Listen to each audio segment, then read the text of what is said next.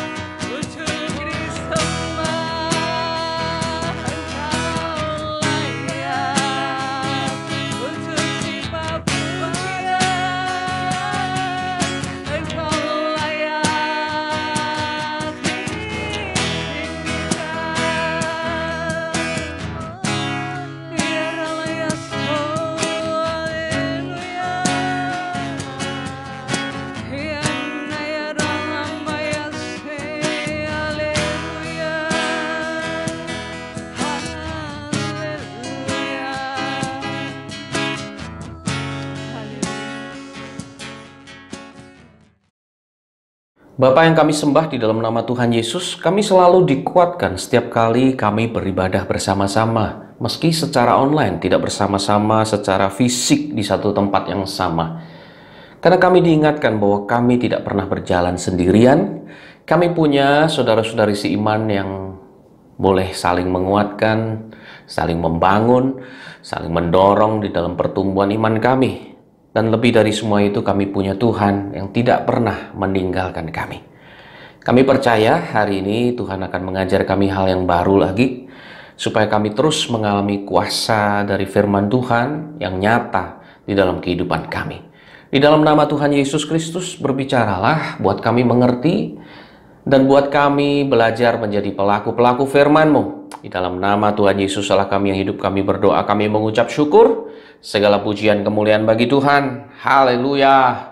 Amin. Saudara tahu bahwa ada kuasa yang sangat besar terjadi pada saat umat Tuhan mau menyatakan kasih Tuhan satu dengan yang lain dan bersatu. Bukan hanya bersatu, tetapi mereka bersepakat untuk satu tujuan yang sama. Mereka bersepakat untuk mengerjakan kehendak Tuhan. Wow, pasti ada sesuatu yang besar terjadi.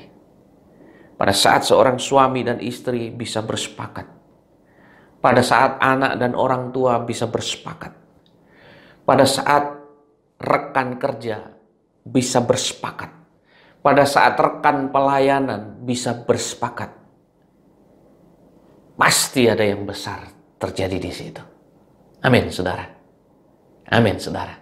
Jadi jangan anggap Tuhan berlebihan jikalau Dia berkata, 2-3 orang daripadamu di dunia ini sepakat meminta apapun juga.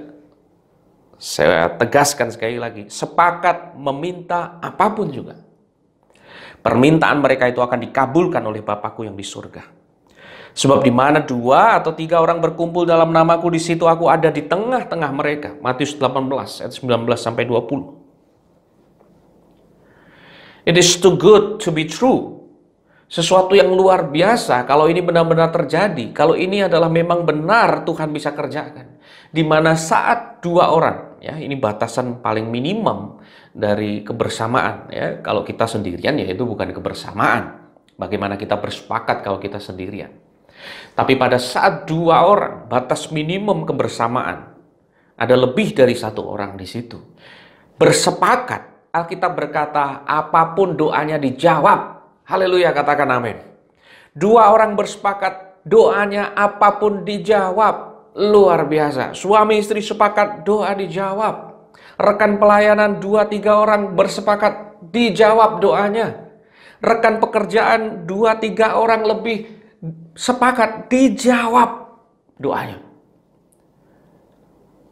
Dengan kata lain, tujuan-tujuan yang dirindukan dalam kesepakatan itu diberikan oleh Tuhan. Luar biasa kan? Pak, saya mulai meronta ini. Saya kayaknya udah berasa 5 tahun sepakat sama istri saya, berdoa, bergumul, berusaha. Gimana caranya supaya nggak kontrak lagi, bisa punya rumah sendiri. Kok sudah 5 tahun nggak punya? Nggak berani nyicil, nggak punya DP. Pak, kayaknya saya sudah sepakat sama pacar saya. Kayaknya tahun depan deh kita nikah. Tabungannya cukup. Ayo doa, ayo bergumul, berusaha. Tapi itu sudah sejak 10 tahun yang lalu, Pak. Kami sudah pacaran 10 tahun, tapi belum punya cukup modal untuk bisa mulai nikah. Saudaraku, kenyataan ternyata berbicara bahwa pada saat kita merasa sudah sepakat, ternyata belum ada sesuatu yang terjadi. Karena memang benar Alkitab juga menegaskan, kita harus baca secara konteks, secara utuhnya. Bahwa enggak semua kesepakatan itu selalu mendatangkan jawaban doa persis seperti yang kita mau. Enggak semua kesepakatan membuat terobosan yang seperti yang kita harapkan atau bahkan lebih dari yang kita harapkan. Tidak. Maka dari itu hari ini saya mau kita sama-sama belajar tentang sepakat. Kita mau belajar bagaimana bersekutu dengan saudara seiman dan menjadi sepakat di dalam persekutuan itu. Dan bukan hanya sepakat yang biasa-biasa saja, tapi sebuah kesepakatan yang mendatangkan kemenangan, sebuah kesepakatan yang mendatangkan kesembuhan, sebuah kesepakatan yang mendatangkan mujizat, pertolongan dari Tuhan. Dan kita mau belajar dari 1 Samuel pasal 14 hari ini, dari kisah Yonatan dan bujangnya yang sepakat. Dan dari kesepakatan itu, karena mereka bersepakat, maka ada kemenangan besar bagi Israel atas bangsa Filistin. Kita nanti akan melihat betapa itu sebuah kemenangan yang mustahil, kemenangan yang tidak mungkin terjadi. Karena pada saat itu kita tahu bangsa Israel tidak punya pedang, saudaraku. Jadi karena tidak ada pandai besi, tidak ada pembuat pedang di Israel, dan mereka dikelilingi oleh bangsa Filistin. Bapak Ibu Saudara, memang Filistin sengaja melakukan hal itu supaya di antara orang Israel tidak bikin pedang untuk bisa melawan mereka. Dan dikatakan oleh firman Tuhan, kalau Bapak Ibu Saudara nanti baca di 1 Samuel pasal yang ke-13, 14, Saudara menemukan bahwa yang punya pedang di Israel cuma Saul dan anaknya Yonatan. Saudara bisa membayangkan bagaimana memenangkan peperangan dengan bare hands, tangan kosong, melawan bangsa yang kuat, yang besar, yang punya perlengkapan perang yang lengkap. Mungkin saudara punya Jackie Chan, mungkin saudara punya Donnie Yen, saudara punya semua petarung-petarung hebat di situ. Kalau bare hands lawan mereka yang punya peralatan lengkap dan ribuan jumlahnya, tentu kita sudah bilang di atas kertas pasti kalah. Tapi Israel menang. Kenapa? Karena Yonatan dan bujangnya bersepakat. Dan kesepakatan yang seperti apa yang mendatangkan kuasa Allah dalam kehidupan orang percaya? Kita akan melihat sama-sama supaya hidup saudara dan saya sebagai orang percaya bukan hanya kumpul, bukan hanya bersekutu, bukan hanya sepakat-sepakat yang dipikirkan dalam definisi orang dunia, tapi sepakat dalam definisi Tuhan. Saudara, tidak ada yang mustahil bagi orang percaya. Gereja Tuhan, kalau kita melihat 1 Samuel pasal 14 ayat yang ke-6, kita melihat firman Tuhan berkata demikian. Berkatalah Yonatan kepada bujang pembawa senjatanya itu. Jadi pada suatu masa, pada saat Israel itu berperang melawan Filistin dan kondisinya tadi saya ceritakan nggak punya senjata sama sekali, nggak bisa nyerang, takut nyerang. Kenapa? Pasti kalah dong. Karena musuh bawa senjata, kita nggak punya senjata sama sekali. Maka dia itu pergi ke satu gunung dan ingin melihat menyeberang ke perkemahannya orang Filistin. Nah, ayat 6 berkata dia membawa bujang senjata, membawa senjatanya. Ya, karena tadi saya katakan yang punya senjata di Israel itu cuma Saul, Raja Saul, dan anaknya Yonatan. Nah, pada waktu Yonatan membawa bujang pembawa senjatanya itu, dia berkata seperti ini. Mari kita menyeberang ke dekat pasukan pengawal orang-orang yang tidak bersunat ini, orang Filistin itu. Ya, mungkin Tuhan akan bertindak untuk kita, sebab bagi Tuhan tidak sukar untuk menolong baik dengan banyak orang maupun dengan sedikit orang. Lalu jawab pembawa senjatanya itu kepadanya, lakukanlah niat hatimu itu, sungguh aku sepakat. Wow, sungguh aku sepakat. Kalau saya lompat ayat 14-15, singkat cerita setelah ada kesepakatan itu. Ayat 14 berkata, kekalahan yang pertama ini yang ditimbulkan Yonatan dan pembawa senjatanya itu besarnya berapa saudara? Hanya 20 orang. Dalam jarak kira-kira setengah alur dari sepembajakan ladang. Tapi ini dampak yang ditimbulkan karena Tuhan ada di situ. Timbullah kegentaran di perkemahan, di padang, di antara seluruh rakyat. Juga pasukan pengawal dan penjara-penjara itu gentar. Dan bumi gemetar sehingga menjadi kegentaran yang dari Allah. Kunci yang pertama, kesepakatan yang semacam apa yang dikehendaki Tuhan. Kesepakatan yang seperti apa yang dikenan oleh Tuhan. Kesepakatan seperti apa yang harusnya terjadi dalam persekutuan orang percaya, saudaraku, adalah kesepakatan yang dilandasi iman kepada Tuhan. Kesepakatan yang dilandasi iman kepada Tuhan. Kesepakatan itu tidak didasarkan pada sumber daya yang kita miliki, tetapi penuh kepada pengharapan hanya kepada Tuhan. Ada masanya di mana saudara pasti menemukan kondisi di mana saudara nggak bisa berharap lagi kepada siapapun. Bahkan satu dua manusia mengecewakan saudara demikian hebat. Katanya mau menolong tapi nggak jadi tolong. Katanya bisa tolong tapi akhirnya berkata saya nggak bisa tolong. Justru pada saat momen-momen di mana saudara menyadari, Pak, saya sudah minta tolong kemana-mana nggak ada pertolongan. Pada saat tidak ada satupun orang yang menolong, disitulah saudara bisa melihat Tuhan menolong saudara. Kalau masih ada yang bisa menolong, saudara nggak akan datang ke Tuhan. Justru pada saat saudara nggak menemukan pertolongan di mana-mana, disitulah saudara melihat bahwa saya harus datang ke Tuhan. Jadi bersyukurlah ada momen-momen di mana saudara diingatkan untuk datang kepada Tuhan pada saat tidak ada satu orang pun lagi yang bisa menolong.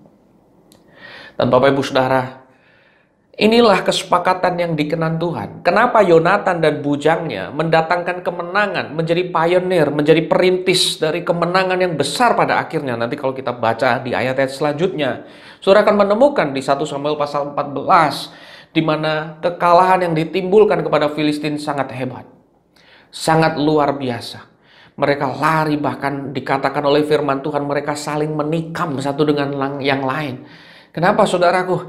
Bukan karena Israel punya sumber daya. Tadi sudah saya katakan mereka senjata cuma punya 2. Saudara bisa bayangkan cuma punya pedang 2 melawan laskar yang ribuan itu bagaimana caranya?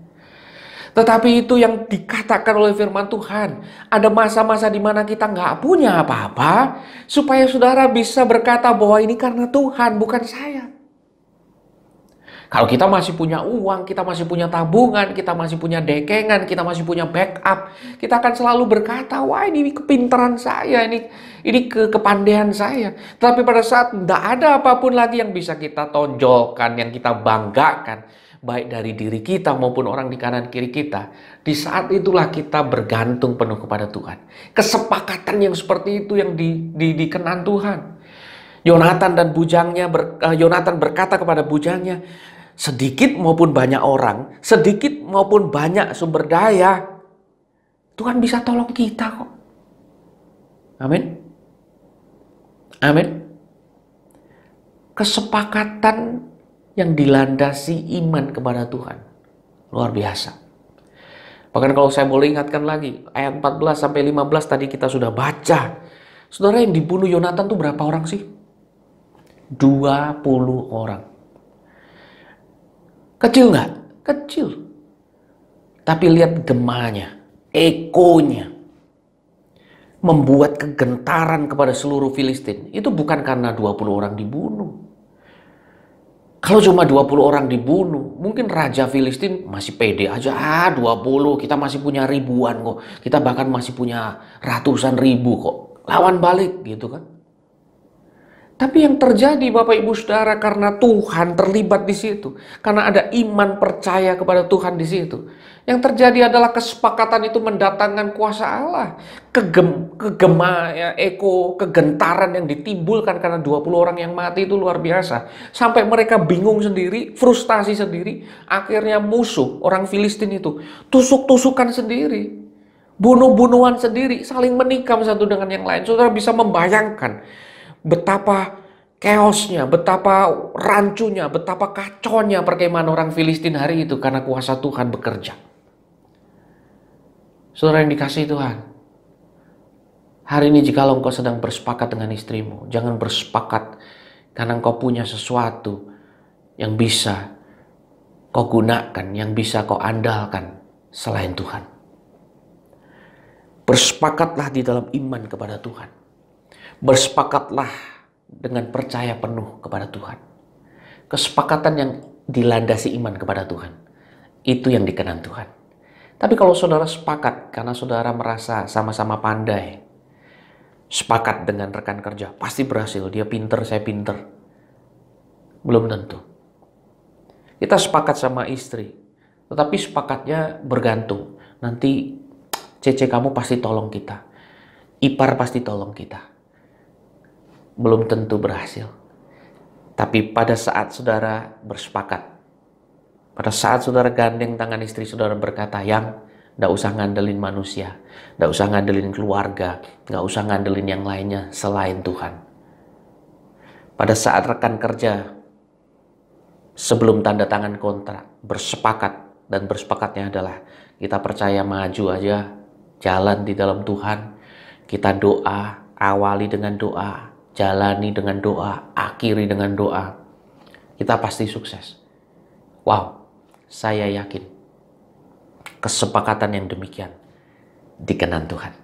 Kesepakatan yang demikian diberkati Tuhan. Kesepakatan yang demikian mendatangkan terobosan.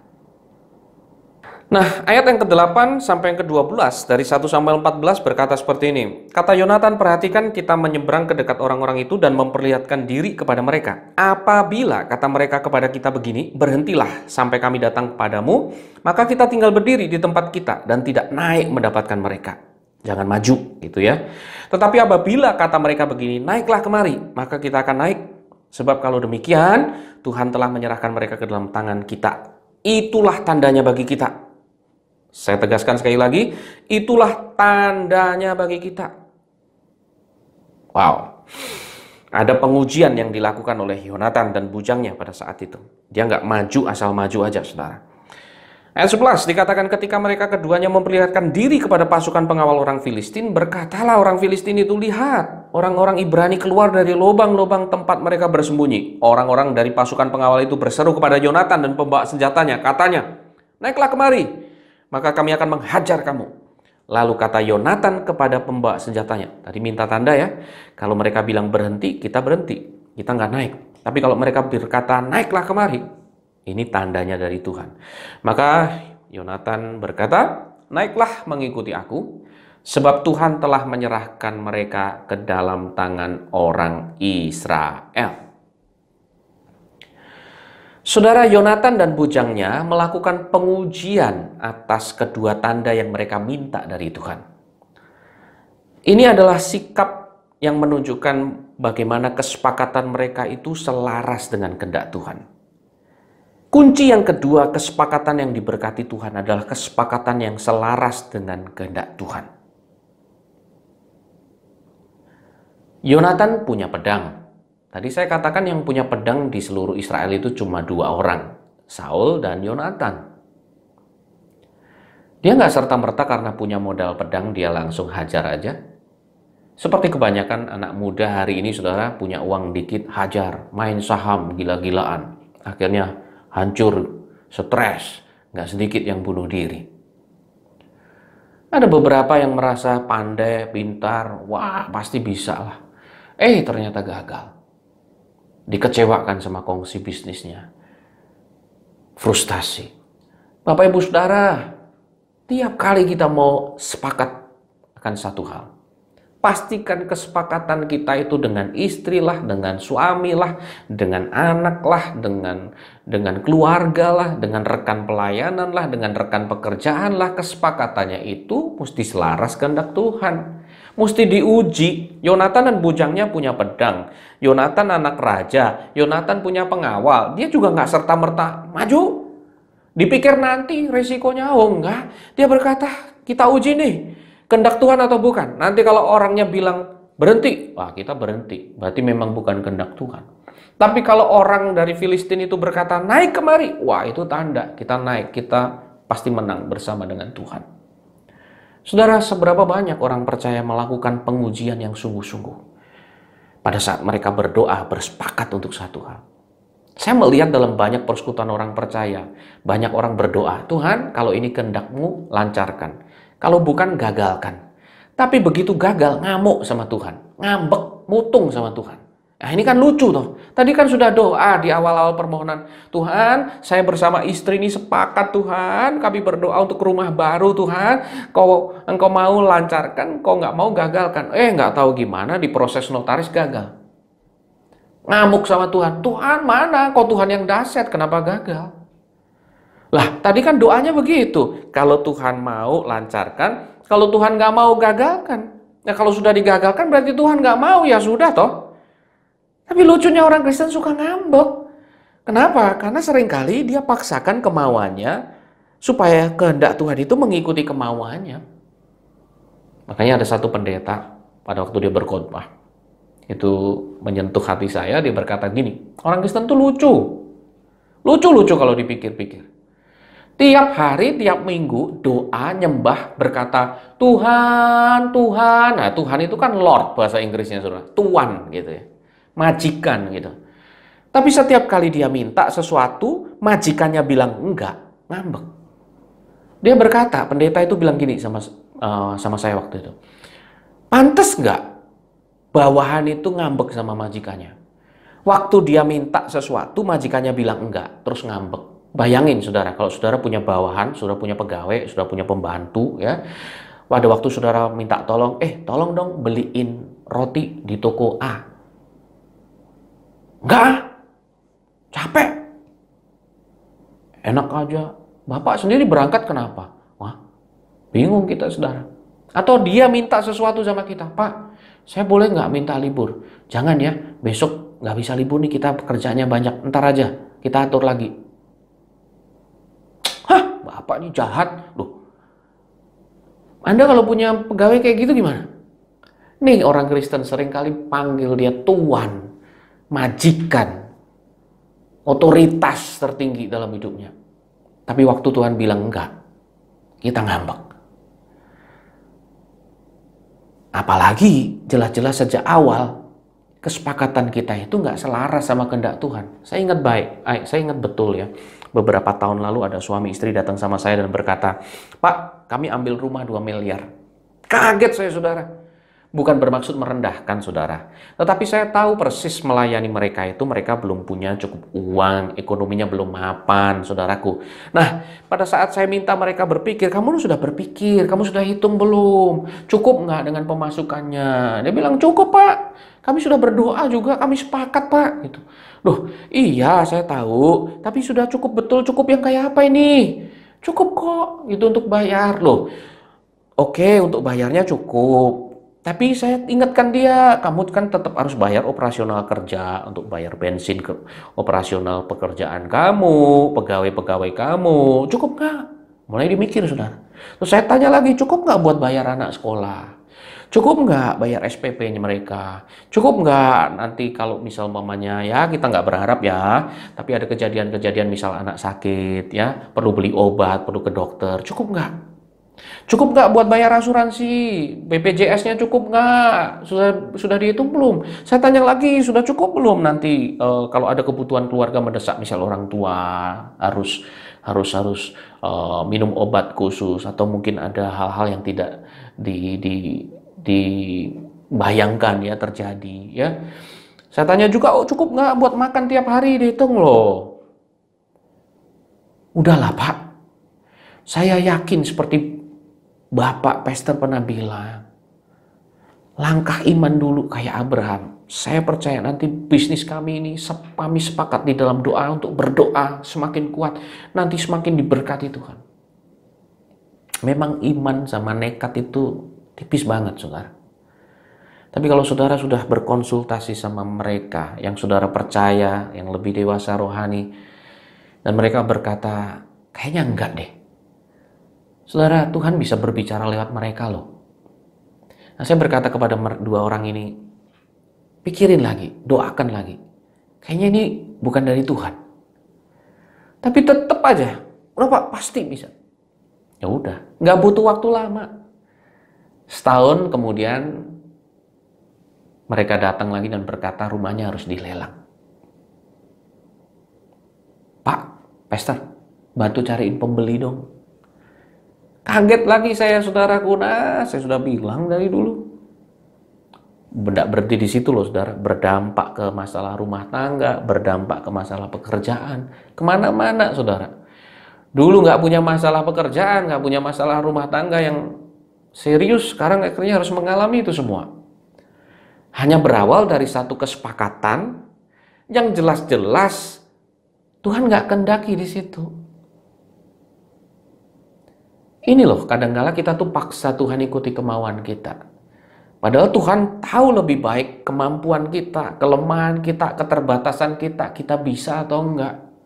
Makanya kalau saudara, kalau Tuhan bilang enggak, jangan buru-buru ngambek. Kalau orang tuamu berkata enggak, jangan buru-buru mutung. Karena pasti ada maksudnya. Kita mau mengerti, mungkin nggak akan pernah bisa mengerti. Tetapi percayalah, kalau belum waktunya, nggak akan pernah baik. Apalagi kesepakatan yang jelas-jelas menantang firman Tuhan. Coba lihat hari ini. Dunia selebritas di luar negeri maupun di dalam negeri memberikan satu teladan yang wow. Anda harus hati-hati. Bikin press conference dan berkata, kami sepakat untuk cerai baik-baik. Hah? Mereka ini orang kenal firman Tuhan, mereka ini kenal Tuhan. Bahkan tidak sedikit selebritas-selebritas itu lahir Kristen. Lahir di keluarga orang percaya. Tapi Bapak Ibu Saudara, mereka berkata sepakat untuk bercerai baik-baik. Kami sepakat untuk berteman, untuk merawat anak kami bersama-sama, sekalipun tidak satu rumah lagi, tidak dalam pernikahan lagi. Hah? Kami percaya ini yang terbaik dari Tuhan. Hah? Yang terbaik dari Tuhan?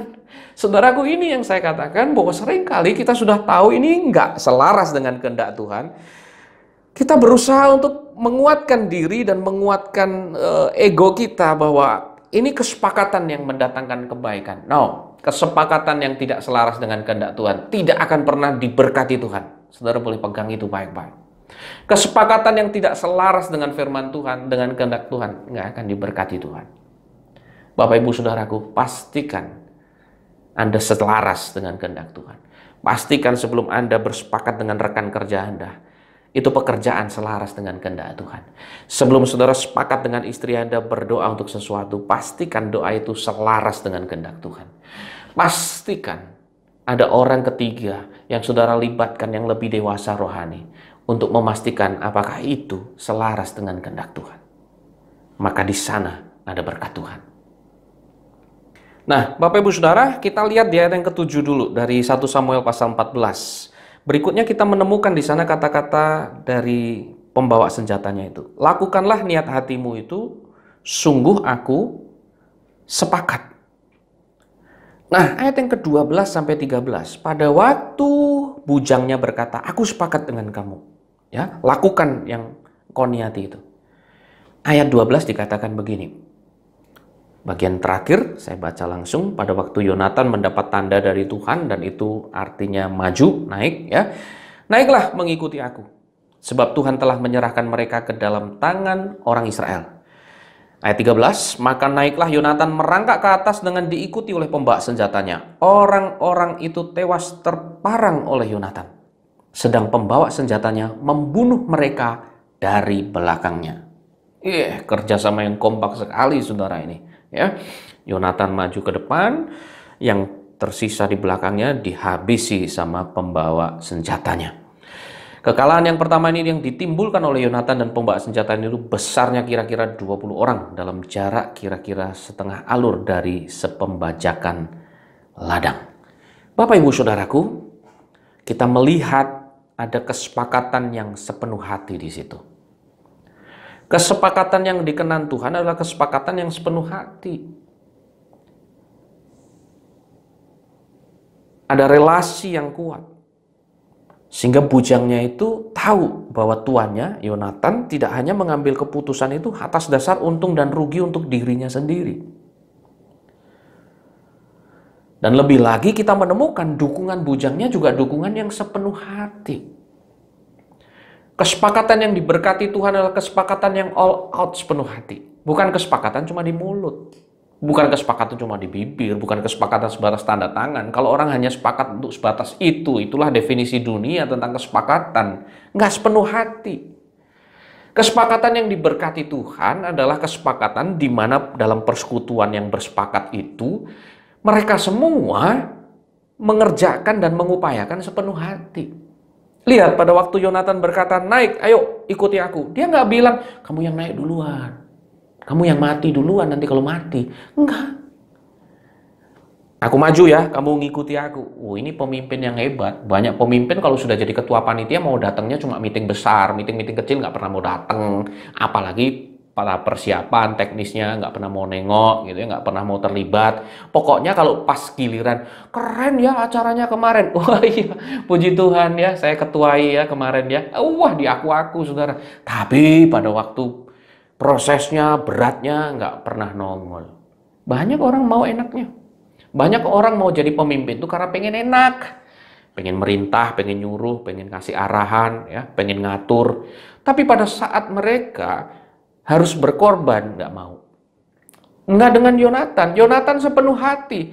Sepenuh hati itu dibuktikan bahwa mereka akan memberikan seluruh hidupnya untuk kesepakatan itu. Dan itu yang dilakukan Yonatan. Dia pimpin bujangnya perang sama-sama. Bahkan dia yang ada di depan.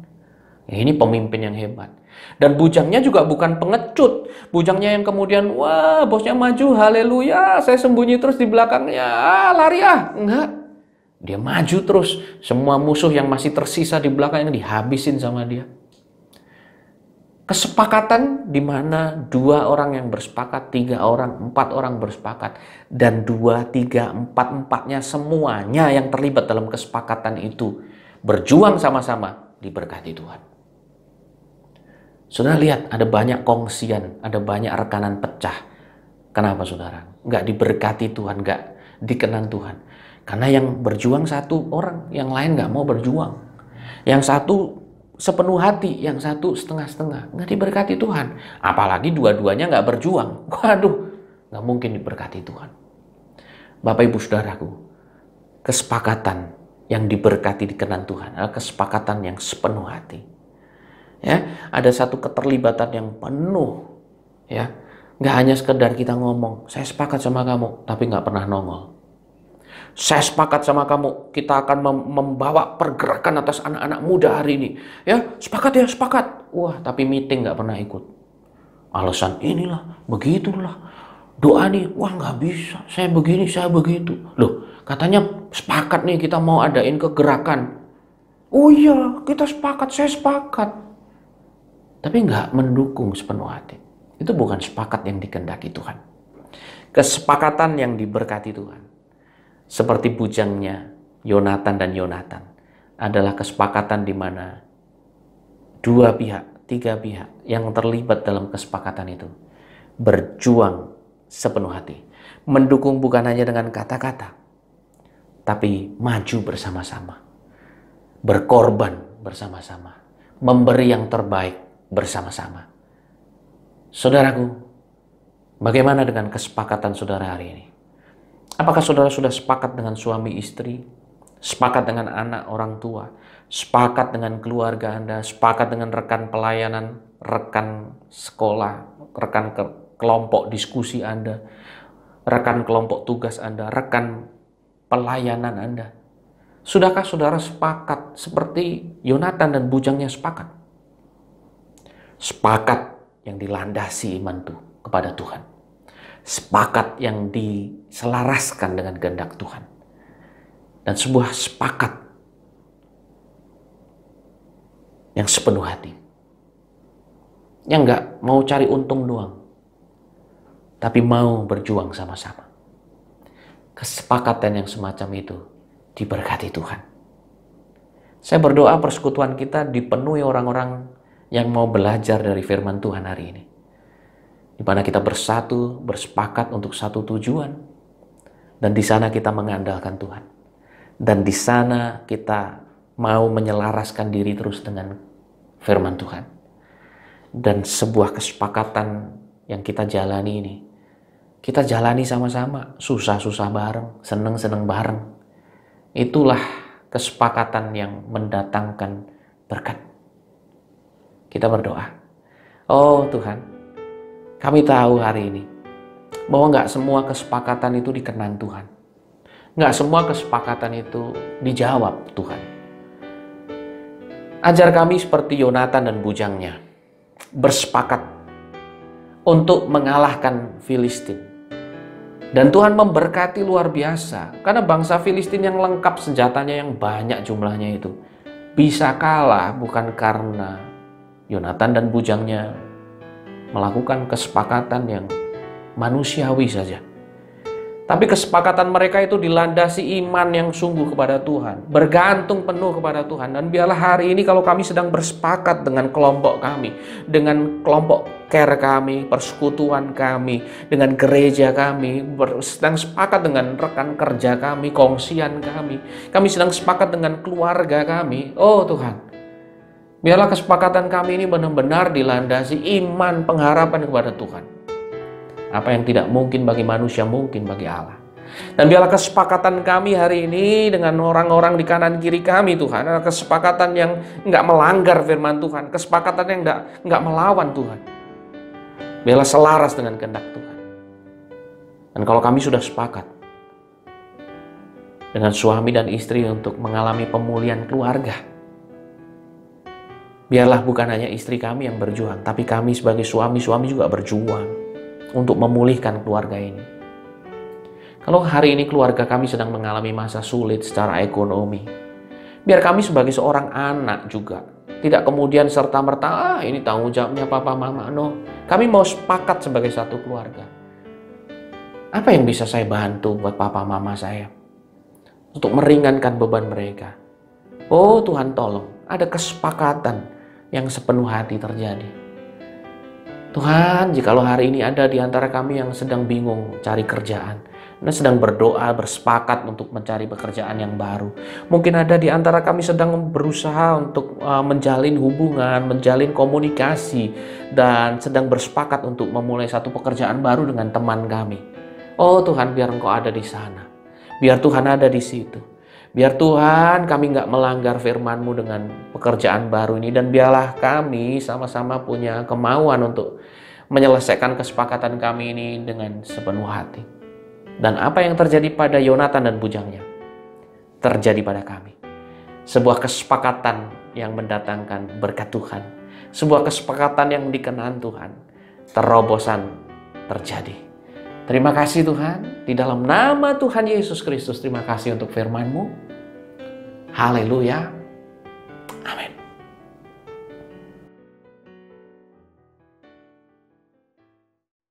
Gereja Tuhan, angkatlah kedua tanganmu, terimalah berkat dari Allah Bapa, Putra dan Roh Kudus, yaitu berkat di dalam nama Tuhan Yesus Kristus. Tuhan begitu disenangkan pada saat umatnya bersepakat dan bersatu. Tetapi biarlah kesepakatan itu yang kau kerjakan di sepanjang hidupmu, di setiap bidang hidupmu. Di sana ada Tuhan, sehingga berkat Tuhan itu tidak berhenti mengalir. Bahkan di saat kanan kiri begitu kekeringan, berkat itu mengalir dalam kehidupanmu. Di dalam nama Tuhan Yesus Kristus. Haleluya. Amin.